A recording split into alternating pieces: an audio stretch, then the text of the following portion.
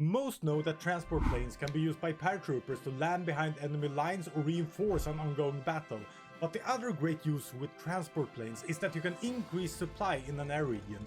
But how effective is it to build transport planes for air supply, and when is this a good idea? This is what we're gonna look into in this week's Monday Guide. The first interesting thing is how much supply you actually get from transport planes, and this is quite simple. 100 planes on air supply mission in a region give you 1 in supply to that region, and this tooltip is something I really like. It shows you that we have 2.1 supply deficit in the region, and this air supply gives us 1 extra supply. So we would have needed 200 planes, a little bit more, 210 planes to actually support this totally with 100% mission efficiency.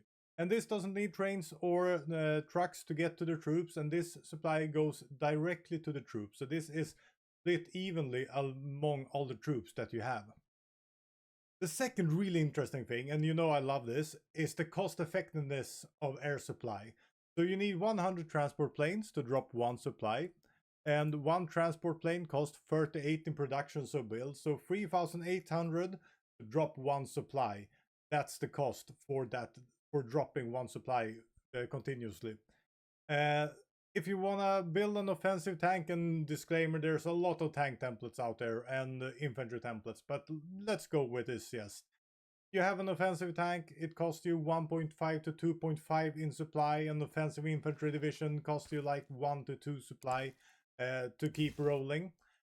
So for an offensive tank, a good huge offensive tank template costing you 2.5 in supply to keep running would need transport planes for a cost of 10,000. If you're gonna supply that tank with just transport planes, you need to put 10,000 into that production of transport planes. And 10,000 production is quite a lot. That's the equivalent of 20,000 infantry equipment, starting infantry equipment, or building 2 more of perhaps that tank. So instead of having 3 tanks, you will have 1 tank but with free supply. So the alternative cost is really high. And I just want to take a quick second to say that most of you watching are not yet subscribers. Please subscribe to the channel. Every subscriber means a lot to us, and we're stoked that we have these many subscribers already. We release 1 new guide every Monday. We release multiplayer content. We release a lot of stuff. If you want even more guides, we also have the Patreon site if you want to check that one out.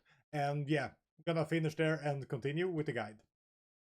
So to the really interesting thing, when are this viable? When do you want to use it? And I would say the first thing is when you want to overwhelm your opponent. If you're in an equal setting and the supply is the problem here, gaining 1, 2, 3 extra tank units, which means that you have more troops than your opponent, could also mean that you actually win these local battles. You gain the first surround and the second surround, killing a few of the enemy tanks or the enemy units, which mean that you can just move on and roll on and perhaps even steamroll the entire front. So having this to put into 1 specific battle where you can win is extremely powerful. So I would firstly use it for these kind of occasions. The other really interesting place where you can use it, and there's a lot of these places, is the low supply areas. If we look here south of Addis Ababa, if we for some reason are down here fighting, just an example, there's a lot of these zones. We don't have any supply yet. We can hook it up to our supply routes by naval or by train. But if you don't have that, if you're pushing forward in like Africa, you don't have a lot of supply. If you have local supply of 0.65 and you gain 1 extra or 2 extra, this is huge. This means that you will have a lot more supply than your opponent, which means that you can have more troops, you will probably win, you can kill some units, and then you can move forward like nothing is there. Because nothing is there, because you took out their front line. So this, every part in the world where you have this, we have a lot of this, like in China. So if we're gonna go look in China, there's a lot of places here with low local supply remaining 1.75. So yeah, there's a lot of places here where you can use transport planes to actually get a huge benefit in the battle. Another place, but this is always viable, and we can look at Germany now again. If we're gonna go into like the Soviet Union, we have a lot of places where there's a far way from the supply hub we might have taken to the next supply hub. So if we would have taken this supply hub and we're gonna go up, be up here, our supply will be much lower. So gaining extra supply when you're close by to the next supply hub might mean that you actually can break the defenses of that supply hub. You can take the next supply hub and you can start rolling out and killing again until you get onto another place with perhaps bad supply. If we would have Kiev, Poltava, and Gomel, when we're trying to fight here outside Kursk, we will have really bad supply. Having 300, 400 transport planes might mean that we could gain the units there or support the units there that we need, take the next supply hub, have new supply, and be able to go even further in to the country we're attacking.